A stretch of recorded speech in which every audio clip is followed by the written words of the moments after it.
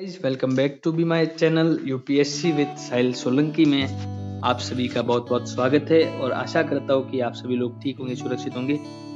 तो आज का जो अपना वीडियो का लेक्चर है वो कॉलेजियम प्रणाली के ऊपर बनने जा रहा है। और आपको बहुत लोगों को पता होगा कि जो कॉलेजियम प्रणाली है वो क्या है और इससे जुड़ा एक और एक्ट जिसे हम एनजीएसी नेशनल जुडिशियल अपॉइंटमेंट कमीशन के नाम से जानते हैं, वो एक्ट क्या है। और अगर आपको नहीं पता है तो इस वीडियो में इन दोनों की संपूर्ण डिटेल आपको दी जाएगी। तो चलिए वीडियो का लेक्चर अपना स्टार्ट करते हैं। अगर आप मेरे चैनल पर नए आए हो तो प्लीज़ मेरे चैनल को लाइक, शेयर और सब्सक्राइब जरूर कर देना। और आप अपने क्वेश्चन मेरे को कमेंट के थ्रू पूछ सकते हो और आप मेरे इंस्टाग्राम पर डायरेक्ट कनेक्ट हो सकते हो, जिसका लिंक यूट्यूब पर दिया गया है। तो जानते हैं कॉलेजियम प्रणाली क्या होता है। तो सबसे पहले जो कॉलेजियम प्रणाली है, यह न्यायाधीश होते हैं सुप्रीम कोर्ट के, उनको नियुक्ति और स्थानांतरण करने की एक प्रणाली है जो संसद के किसी अधिनियम या संविधान के प्रावधान द्वारा स्थापित न होकर सर्वोच्च न्यायालय के निर्णयों के माध्यम से विकसित हुई है। जो कॉलेजियम प्रणाली है ये संसद के किसी भी अधिनियम या संविधान में कोई भी इसका प्रावधान नहीं दिया गया है, इसे सर्वोच्च न्यायालय के निर्णयों द्वारा बनाया गया है। तो ये कॉलेजियम प्रणाली और एनजीएसी के बीच में जो डिफरेंस है वो आपको इसमें पिक के माध्यम से दिखाया गया है। तो आप इसको टेलीग्राम चैनल से डाउनलोड करके आप पढ़ सकते हैं और आप चाहे तो इसका स्क्रीनशॉट भी ले सकते हैं। फिर कॉलेजियम जो प्रणाली है उनका विकास कैसे हुआ। तो फर्स्ट न्यायाधीश मामला आया था। इसने यह निर्धारित किया था कि न्यायिक नियुक्तियों और तबादलों पर भारत के मुख्य न्यायाधीश जो सीजीआई के सुझाव की प्रधानता को ठोस कारणों के चलते अस्वीकार किया जा सकता है। फिर इस निर्णय ने अगले 12 वर्षों के लिए न्यायिक नियुक्तियों में न्यायपालिका पर कार्यपालिका की प्रधानता स्थापित कर दी है। फिर जो दूसरा न्यायाधीश मामला आया 1993 में, उसमें सर्वोच्च न्यायालय ने यह स्पष्ट करते हुए कॉलेजियम प्रणाली की शुरुआत की कि परामर्श का अर्थ वास्तव में सहमति है। इस मामले में सर्वोच्च न्यायालय ने आगे कहा कि यह सीजीआई की व्यक्तिगत राय नहीं होगी, बल्कि सर्वोच्च न्यायालय के 2 वरिष्ठतम न्यायाधीशों के परामर्श से ली गई एक संस्थागत राय होगी। फिर जब तीसरा न्यायाधीश मामला आया 1998 में, तब राष्ट्रपति द्वारा जारी एक प्रेसिडेंशियल रेफरेंस अनुच्छेद 143 के बाद सर्वोच्च न्यायालय ने 5 सदस्यीय निकाय के रूप में कॉलेजियम का विस्तार किया, जिसमें चीफ जस्टिस ऑफ इंडिया और उनके 4 वरिष्ठतम सहयोगी शामिल होंगे। तो भारत का मुख्य न्यायाधीश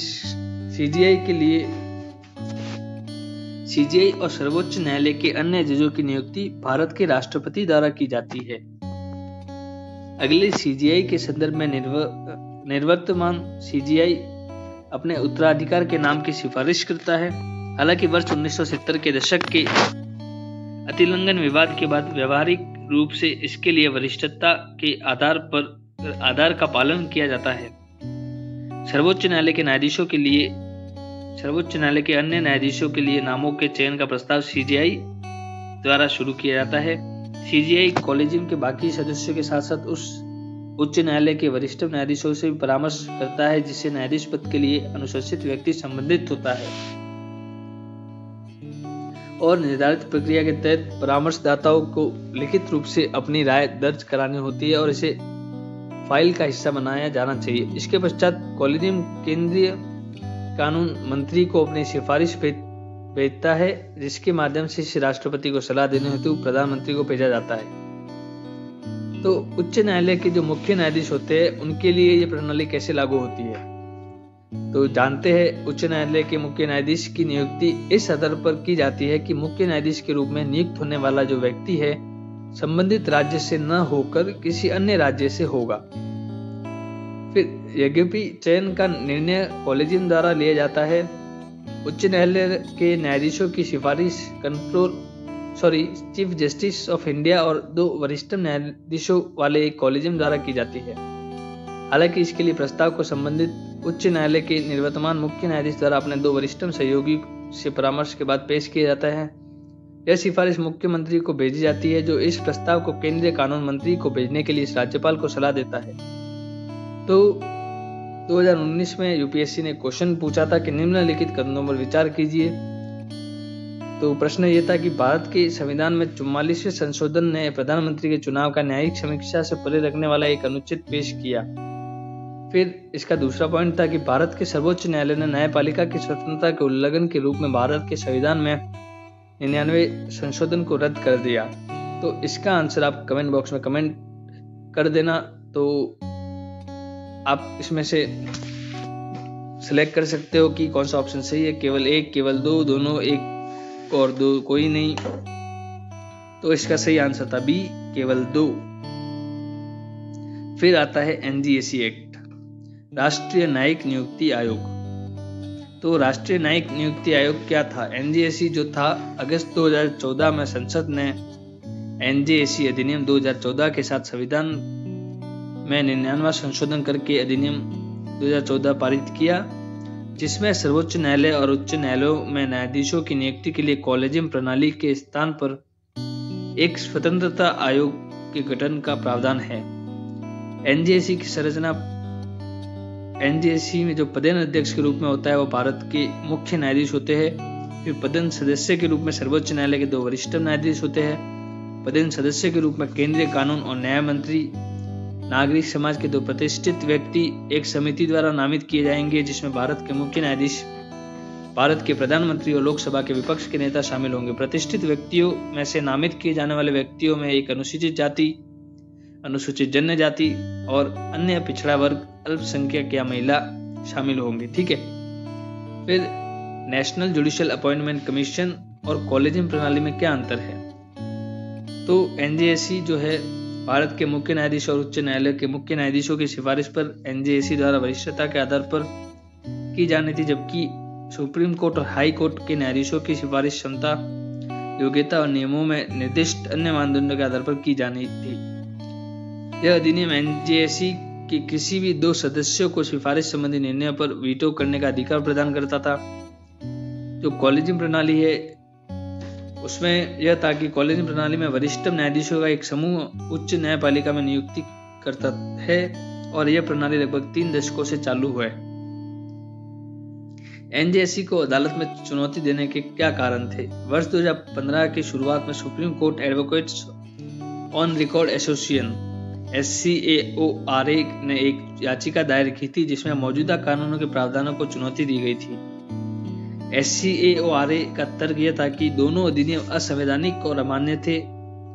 यह तर्क दिया कि एनजीएसी के निर्माण के लिए प्रदान किए गए 99वें संशोधन ने भारत के प्रमुख या मुख्य न्यायाधीश और भारत के सर्वोच्च न्यायालय के 2 वरिष्ठतम न्यायाधीशों की सामूहिक राय की प्रधानता को अप्रभावी कर दिया, क्योंकि उनकी सामूहिक सिफारिश पर वीटो लगाया जा सकता है अथवा 3 गैर न्यायाधीशों सदस्यों के बहुमत से निलंबित किया जा सकता है। इसमें यह कहा गया कि संशोधन ने गंभीर रूप से संविधान की बुनियादी संरचना को नुकसान पहुंचाया है, जिसमें उच्च न्यायपालिका के न्यायाधीशों की नियुक्ति में न्यायपालिका की स्वतंत्रता एक अभिन्न अंग थी।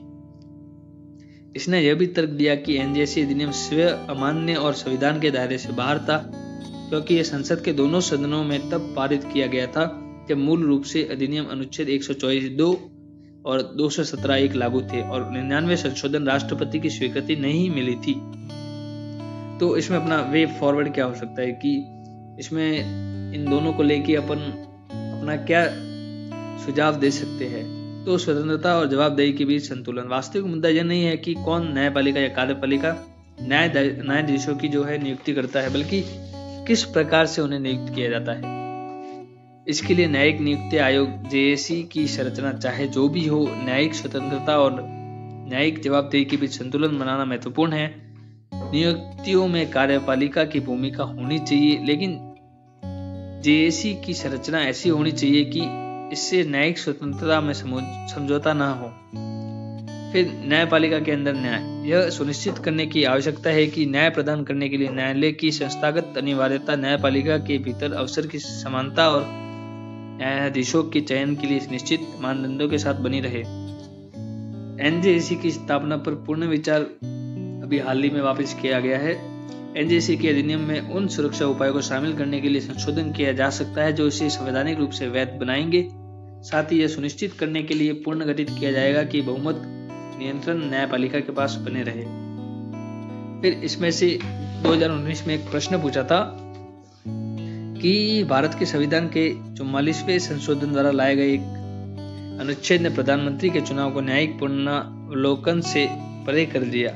और दूसरा स्टेटमेंट ये कहता है कि भारत के संविधान के 99वें संशोधन को भारत के सर्वोच्च न्यायालय ने विखंडित कर दिया क्योंकि यह न्यायपालिका की स्वतंत्रता का अतिक्रमण करता था। तो उपयुक्त कथनों में से कौन सा सही है?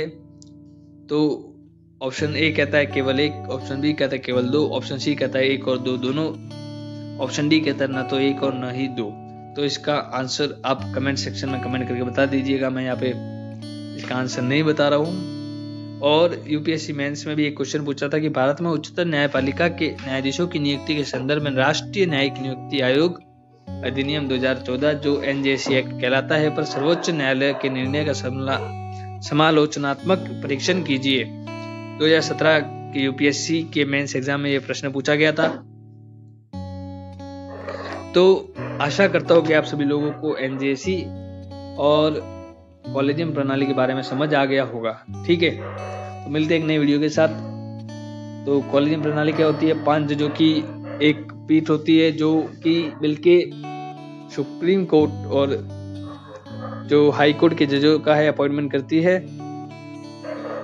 और इसमें 2014 में यह सुधार किया गया था कि जो कॉलेजियम प्रणाली में जो 5 जज होते हैं वो नेपोटिज्म या इस तरह की कोई अन्य हरकत ना करे, इसलिए एनजेसी एक्ट को लाया गया था। भाई भतीजावाद या इस तरीके की जो हरकतें हैं वो उसमें देखी जा सकती है, पर सुप्रीम कोर्ट ने इसे असंवैधानिक करार कर इस संशोधन या इस अधिनियम को निलंबित कर दिया था। ठीक है, फिर वापस से एनजेसी को चर्चा में लाया गया है जो कि वापस से इसे सुप्रीम कोर्ट के जजों या हाई कोर्ट के जजों की अपॉइंटमेंट के लिए लागू किया जा सकता है। ठीक है, तो मिलते हैं एक नई वीडियो के साथ। तब तक के लिए इस चैनल पर बने रहिएगा और ऐसी नई वीडियो को पाने के लिए चैनल के बेल आइकन को दबा देना और लाइक शेयर और सब्सक्राइब जरूर कर देना। तो आज के लिए धन्यवाद।